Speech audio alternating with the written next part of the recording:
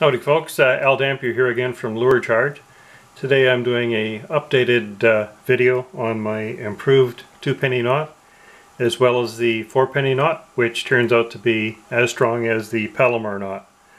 I'll start out this demonstration by doing the knots with fishing line, and then I'll switch to cord, which will be a little bit easier to follow. The idea behind my voltage tune lures is to have the anode in contact with the cathode. That's either a spoon body or lure metals, and in this case it's 100% stainless steel swivel and a stainless steel hook. So I'll start by passing my fishing line through. I'm right-handed, so I'll take it out on the right hand side, do 2 rotations up above, pass it down in behind, grab it with that thumb and forefinger and still keeping that V open so I can pass this fishing line down through it. The old way I was doing this was to pass the tail end down through the loop, but I find it's a little more consistent result when I pass it through a second time.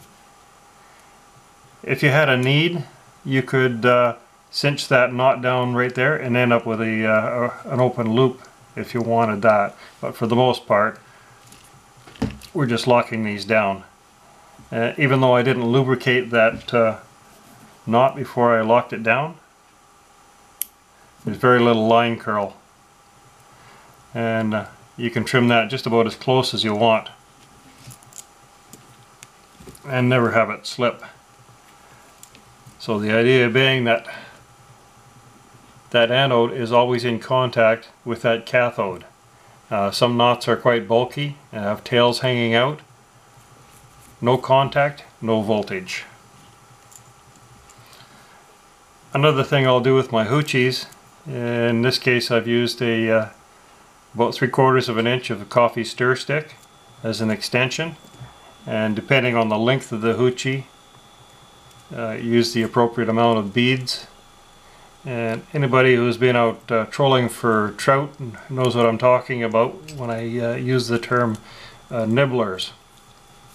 So what we want to do in this case is to have those nibblers be chewing on a hook as opposed to the hoochie.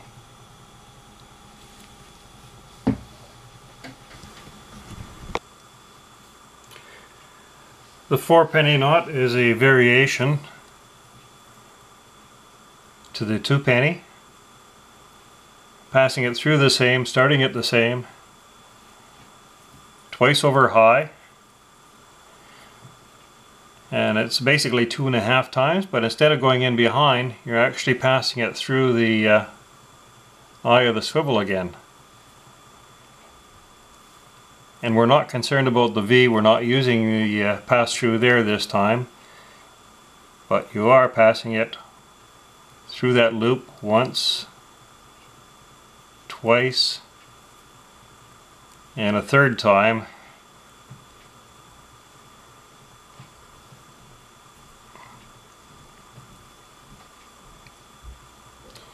So what you've got is the lines are coming out parallel here, and they're double wrapped around the shank. So you lock that down the same, still very little line curl.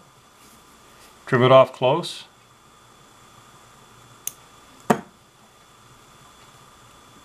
And I've done tests on these with against the Palomar knot, and this knot actually won 8 out of the 15 times that I tried it, so close enough to be comparable to the Palomar knot.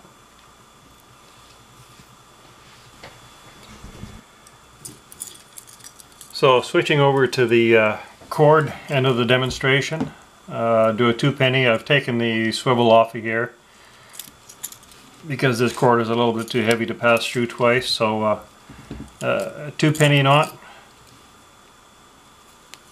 once, twice, tuck in behind, hold it there, take that tail end, pass it through that V, and then either once through the loop or twice through the loop, and then do your lockdown from there.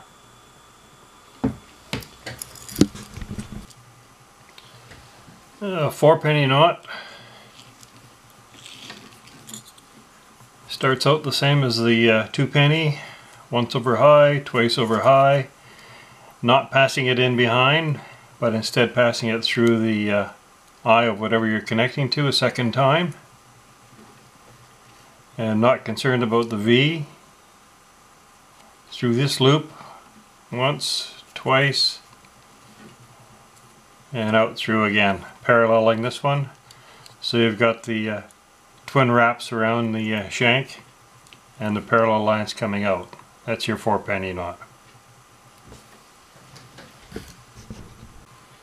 For those of you who are not already on my website, please take a look, www.lurecharge.com. I have a good selection of voltage tuned lures, both fresh and saltwater, as well as the portable black box. And new this year is the mini inline tuner, which worked out great for ice fishing. Thanks for watching.